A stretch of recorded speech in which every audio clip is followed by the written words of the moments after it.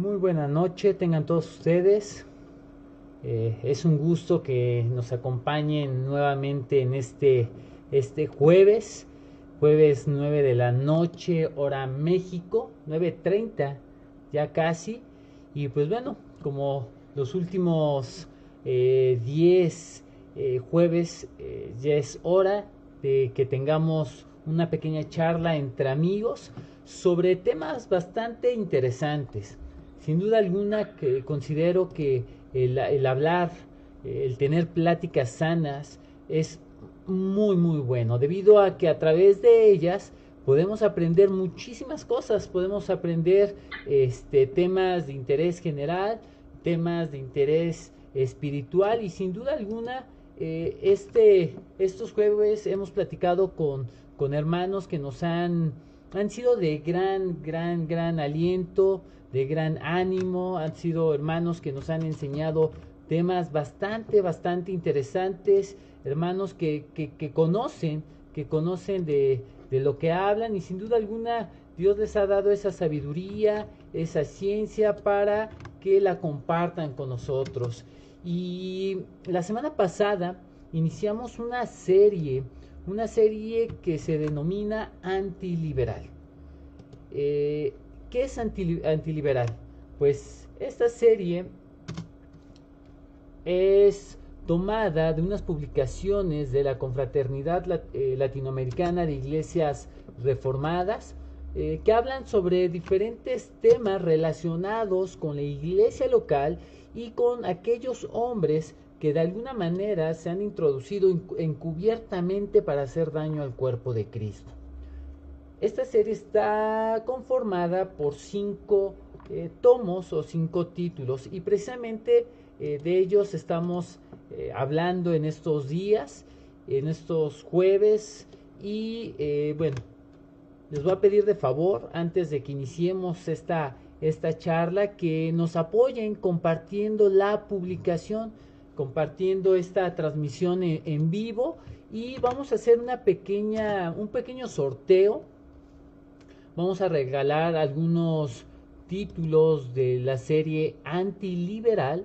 Puede ser la que vamos a hablar hoy, Religión Pálida contra Religión Definida, o cualquier otro tomo de esta serie. Así es que, primer requisito es compartir esta publicación, este Facebook Live en su muro, etiquetar a 1 o a 2 personas, sean de México, los que estén concursando. Entre más compartan en perfiles de sus contactos o en grupo, más serán las posibilidades de que se puedan ganar este título de la serie antiliberal.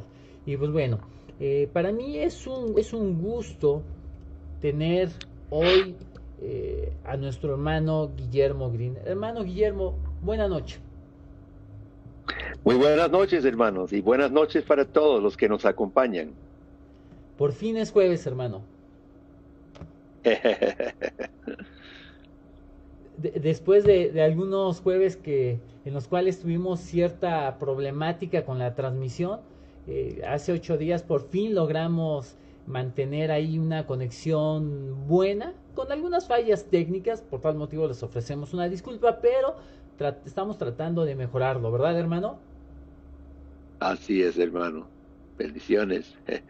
Pues bueno, antes de continuar, quiero saludar a los hermanos que en este momento se están conectando. Tenemos a Luis Ángel, a Ami López, a Vidán, a Yuridia Pérez, Porfirio Puertos, Eulalio Gómez, nuestro hermano Islem. Gracias por seguirnos y no olviden compartir esta transmisión. Hermano Guillermo, hoy toca hablar de algo que en el título suena bastante interesante. Religión pálida contra religión definida. ¿Qué tiene que ver el título? Sí, gracias, hermano.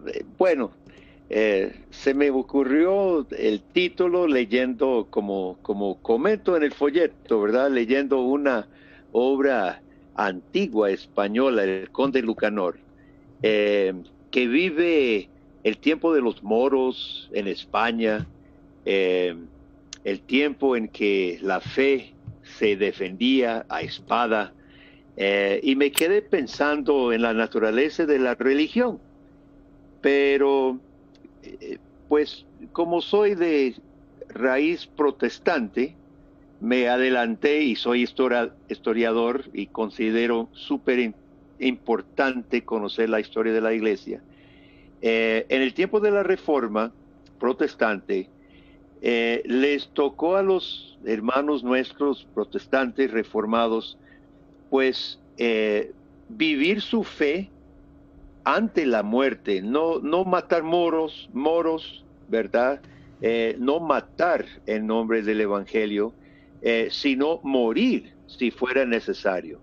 Y de hecho, miles y miles dieron sus vidas por lo que conocemos por la fe protestante, sola escritura, solo Cristo, sola fe, sola gratia, solo Deo, soli Deo gloria. Entonces, esa religión no era pálida, no era liviana, no era light.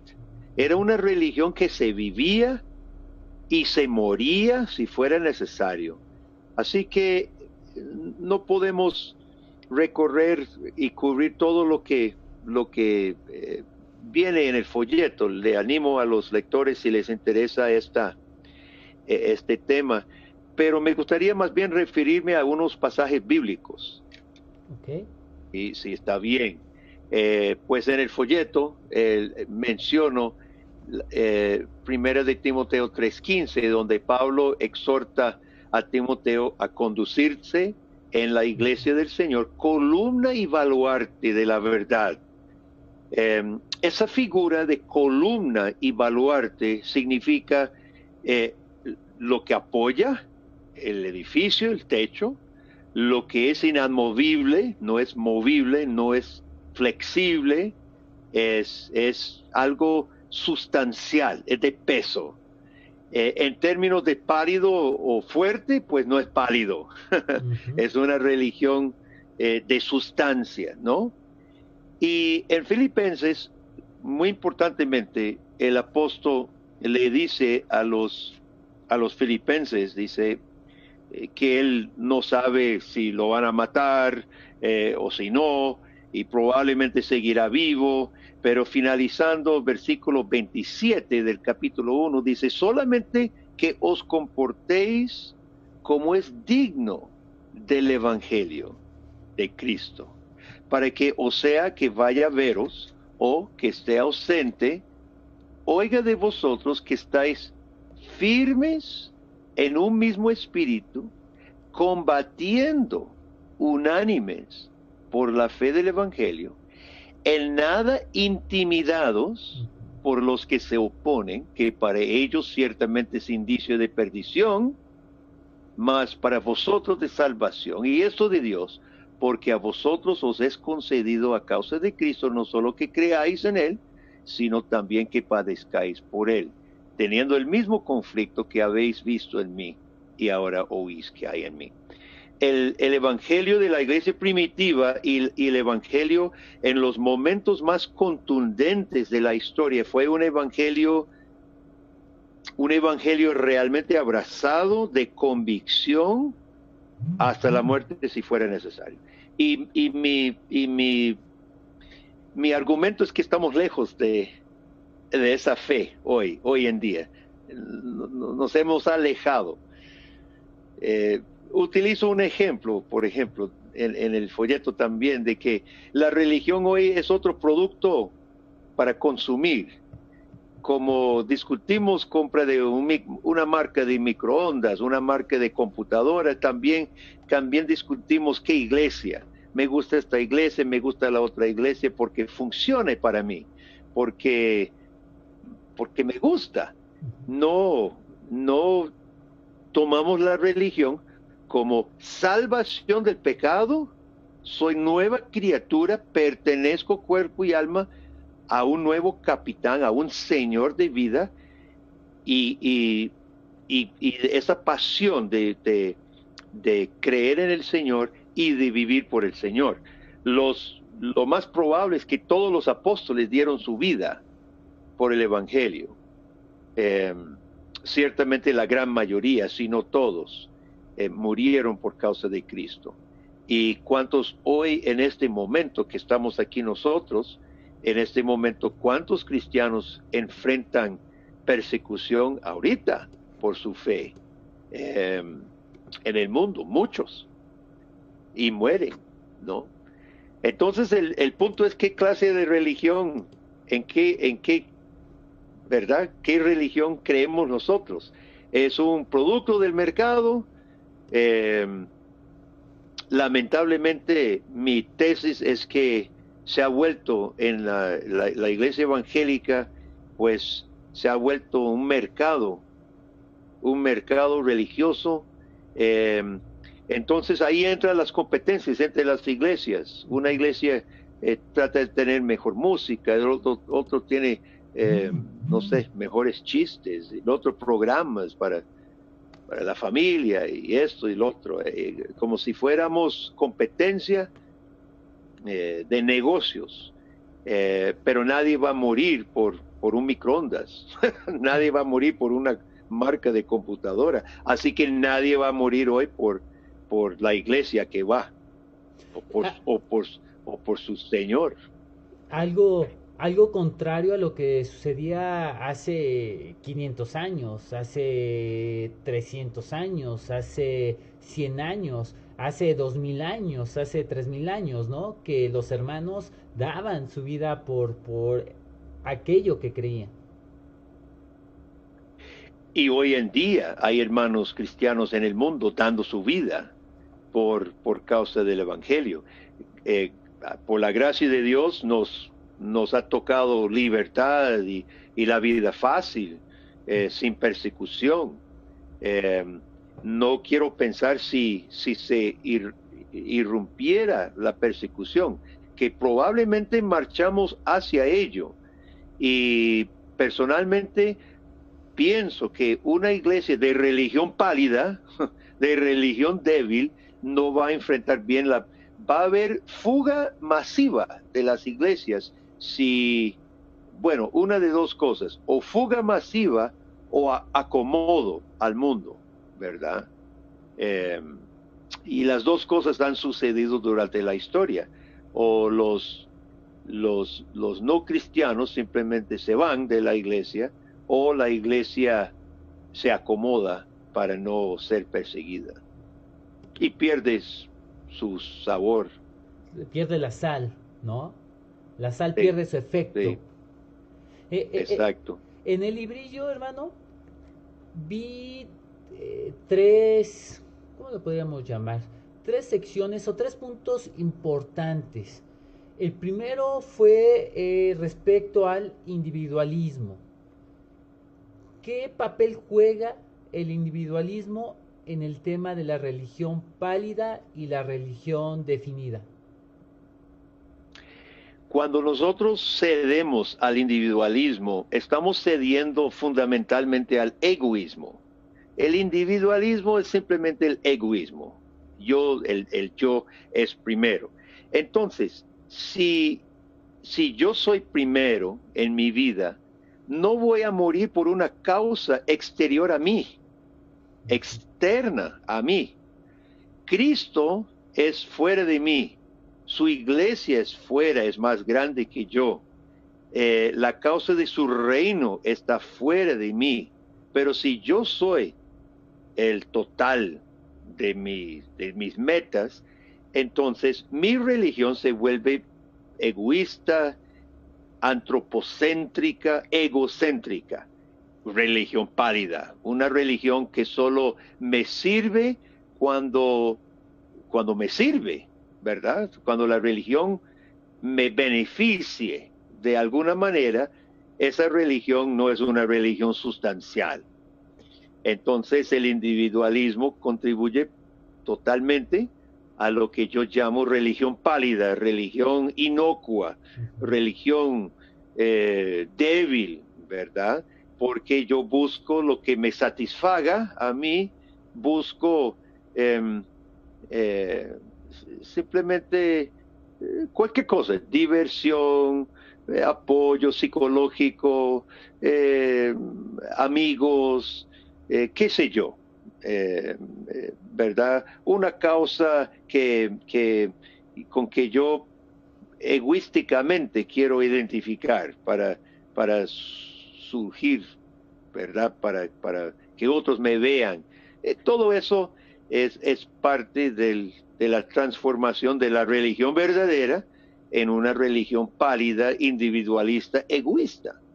Por eso es que Pablo, cuando escribía a los Corintios, hablaba acerca de la unidad, ¿no? No de la unidad en la iglesia local, ¿no? De un grupo de creyentes y no al individualismo, ¿no? Que hacía Sí. que los creyentes o que las personas en ese momento, con tal de satisfacer sus deseos, veían por sus propios intereses, más no por el Sí, del cuerpo.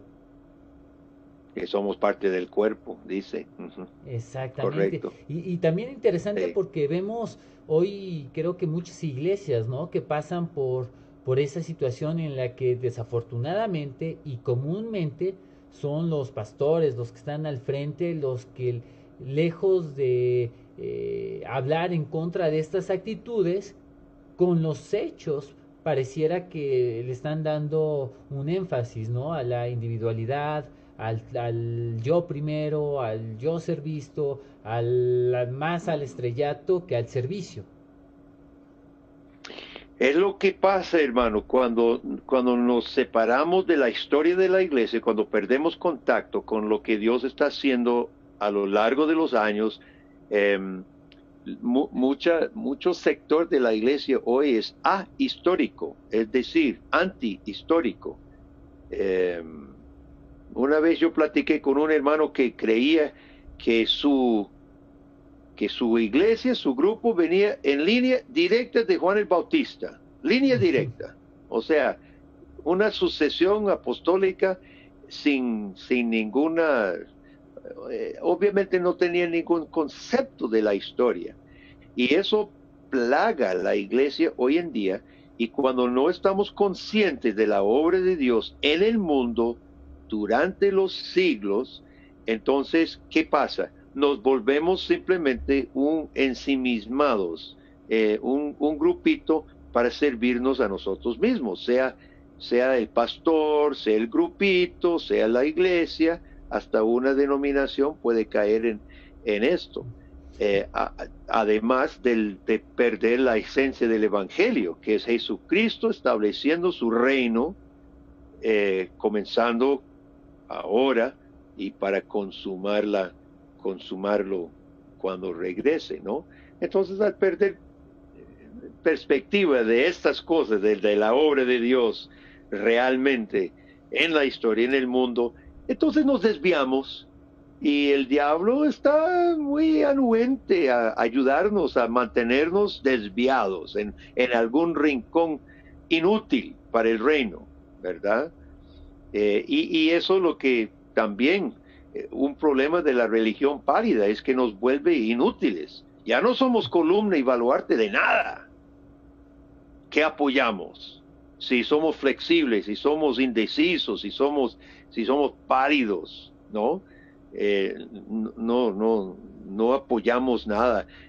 Con dificultad podemos orar el Padre nuestro que estás en los cielos, santificado sea tu nombre. Venga tu reino, ¿no? Claro, claro. Difícilmente vamos a poder decir esa oración. No hay convicción, una convicción real en los Eso creyentes, es, ¿no? sí, No hay es una convicción. exacto, no hay convicción. Y algo muy interesante que me llamó la atención de lo que comentaba, hermano, es que el tema del individualismo, el tema de la religión pálida, no respeta denominación. Ujú.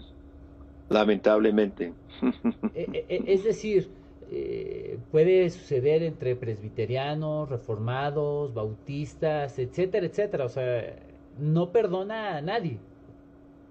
No, es una tentación que eh, estaba leyendo hace poquito, eh, uno de los puritanos Y nosotros pensábamos que la era de los puritanos era una edad, una era dorada, donde todos servían a Dios y iban a la iglesia. Y este pastor lamentaba la poca fe y la lucha espiritual que tenían.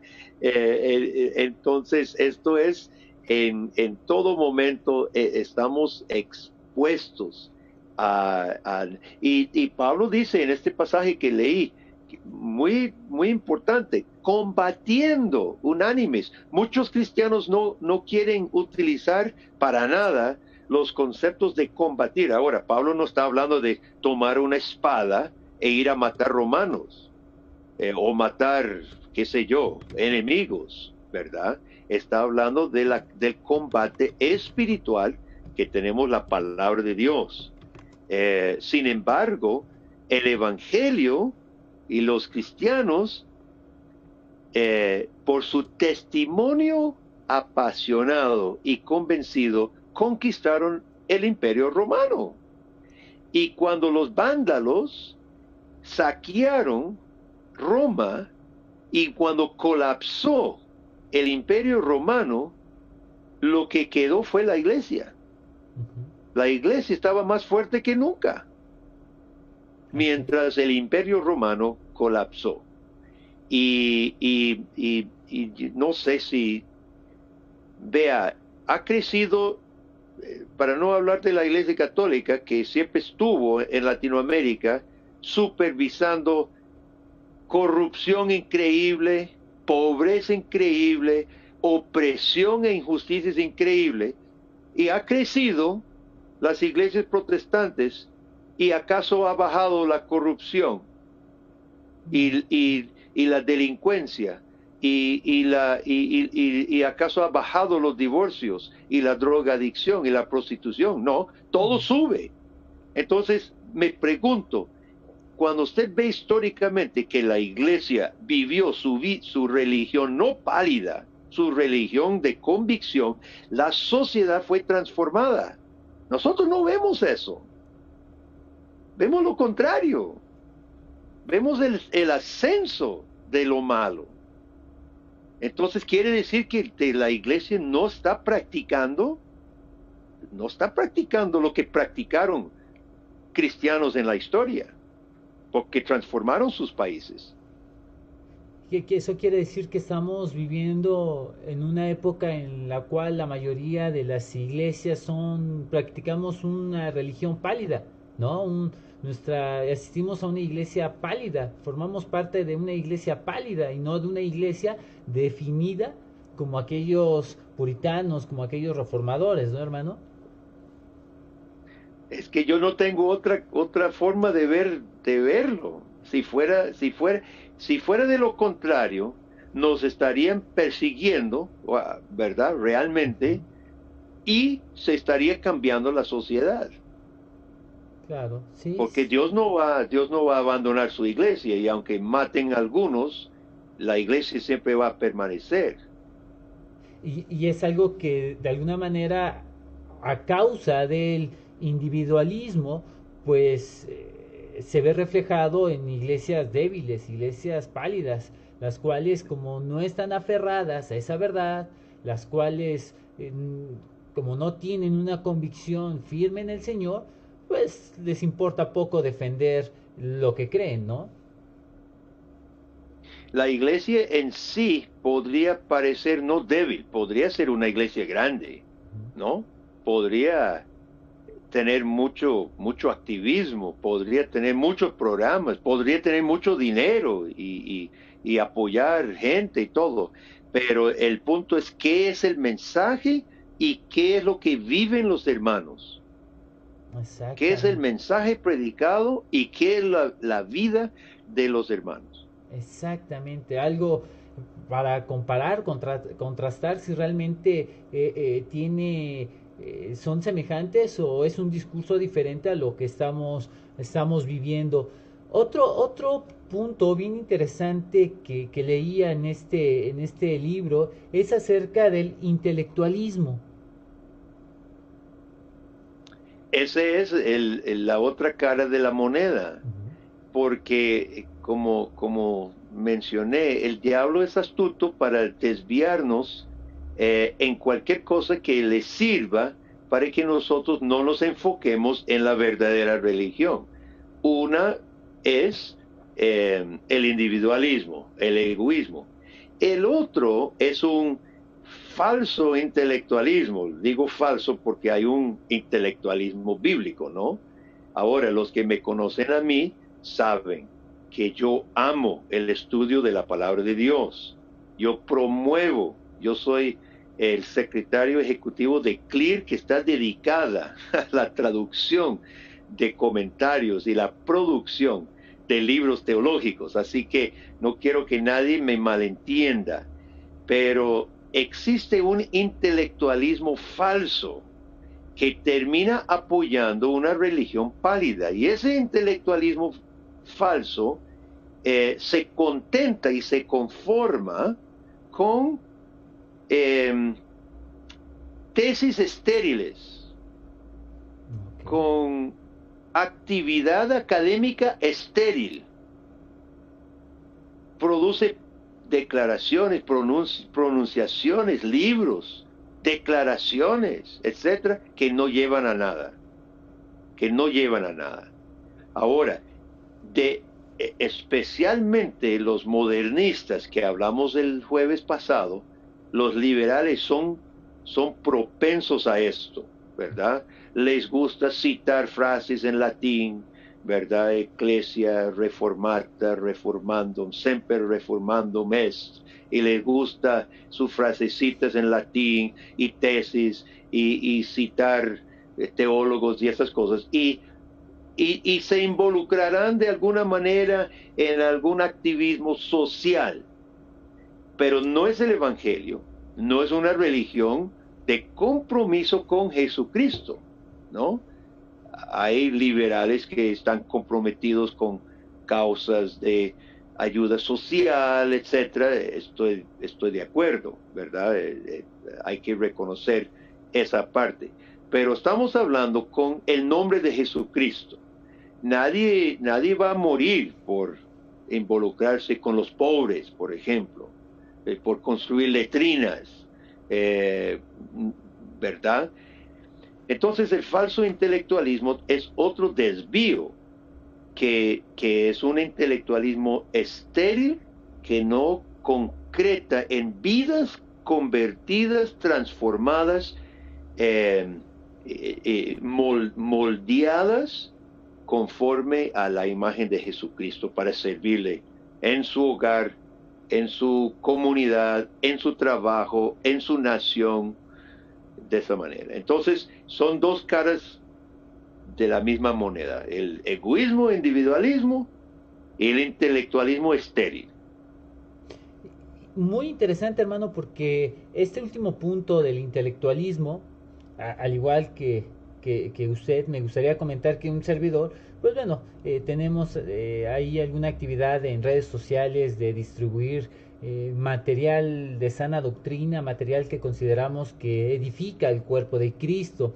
Y como comentaba nuestro hermano Guillermo, no es que estemos en contra de ello, al contrario, a mí, si me preguntan, me gusta mucho leer, me gusta mucho investigar, pero efectivamente, si lo que aprendemos no ayuda, no suma a que la gente conozca a Cristo y a su reino, pues definitivamente va a ser un conocimiento, un intelectualismo, ¿no? Que no tiene frutos espirituales, sino meramente terrenales, ¿no? Meramente superficiales. Y con esto, hermano, me gustaría preguntarle la relación que existe entre la iglesia precisamente y el reino de Cristo. Pero antes de que me comente o me dé su respuesta, me gustaría enviar unos saludos, hermano, y leer algunos mensajes de los hermanos que nos están siguiendo en la transmisión. Y bueno, Ami López envía saludos, nuestro hermano Rigo Zarco, buenas noches, hermanos, un fraterno saludo, bendiciones. César Augusto, saludos.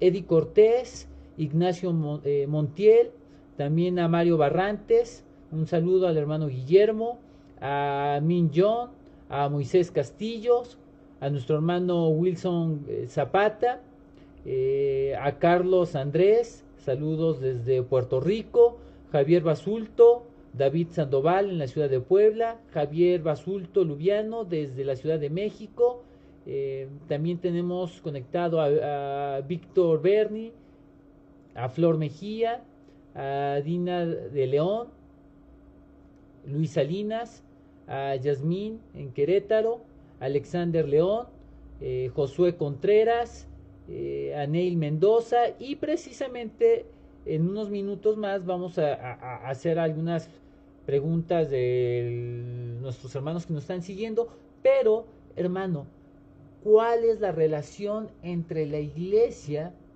y el reino de Dios respecto a las dos caras de la moneda que nos comentaba hace unos minutos? Bueno, el tema de la relación entre la iglesia y el reino de Dios ha sido tema debatido durante toda la historia de la cristiandad. Reinhold Niebuhr escribió un libro sobre los diferentes conceptos del reino de Dios. Según él, son 5 conceptos diferentes en un espectro, ¿verdad?, de diferentes formas. Tradicionalmente, en la tradición reformada, a la cual me suscribo, ha habido una interfaz entre iglesia y reino. La iglesia, por decirlo, voy a tratar de simplificar porque el tema es mucho más amplio de lo que vamos a poder explicar hoy y haría falta recurrir a la palabra de Dios. Pero la iglesia, podemos resumirlo de esa manera, es la cara visible, es la manifestación visible del reino de Dios como institución. Es la institución visible del reino de Dios. La iglesia está encargada con 3 medios principales de redimir a la gente, a las personas, e incorporarlos en el reino de Dios: la predicación de la palabra, los sacramentos y la disciplina. Mediante estos 3 medios, la iglesia proclama el evangelio, integra las personas en la iglesia como institución visible del reino de Dios. Sin embargo, los que se unen a Jesucristo y su iglesia no están en culto toda la semana. Están en sus hogares. Son padres de familia e hijos. Son familia. Van a trabajos. Ellos son jefes o empleados. Son ciudadanos de sus países. Votan, colaboran, sirven en sus comunidades. Podrían realizar otras actividades sociales. De manera que el cristiano, que es miembro de la iglesia del Señor, el día domingo principalmente y otros 2 días, da expresión visible, se reúne con los cristianos, confiesa el nombre de Dios visiblemente, está bajo un gobierno, un orden, pastores, ancianos, diáconos, un gobierno, es una institución. Ese cristiano que es parte de una organización visible, una institución visible con gobierno, luego se esparce a sus diferentes tareas en diferentes esferas de la sociedad, pero no deja de ser discípulo de Jesucristo. Al haber sido bautizado en el nombre de Jesucristo, llevamos el sello. Los impíos llevan la marca de la bestia, pero los 144,000, es que estoy predicando Apocalipsis, los 144,000 que son simbólicos de todos los creyentes, fueron sellados en la frente. Podemos pensar en el bautismo de haber sellado a los cristianos. y nosotros llevamos el sello de Jesucristo en todas nuestras actividades, de modo que ninguna actividad que hacemos es secular. No debemos hacer esta distinción de que en lo sagrado y en lo secular. Yo sé que utilizamos esos términos, pero para el cristiano no existe secular. No existe neutralidad. Nosotros llevamos el sello de Jesucristo sobre nosotros cuando estamos en culto y cuando estamos en el negocio, y en el trabajo, y en el hogar, y en la diversión, y donde quiera. Así que el reino de Dios, algunos lo han definido como el gobierno de Dios en el corazón de los suyos. Eso es una definición que yo puedo aceptar. Me gusta ampliarlo un poco más, pero Dios gobierna el corazón del cristiano cuando están juntos, visiblemente en su iglesia como institución, pero además de eso, está gobernando sus corazones en todas las actividades de la semana. Y en la medida en que Dios gobierne nuestras vidas, está su reino. Si el gobierno de Dios es el reino de Dios. El señorío de Jesucristo es el reino de Jesucristo.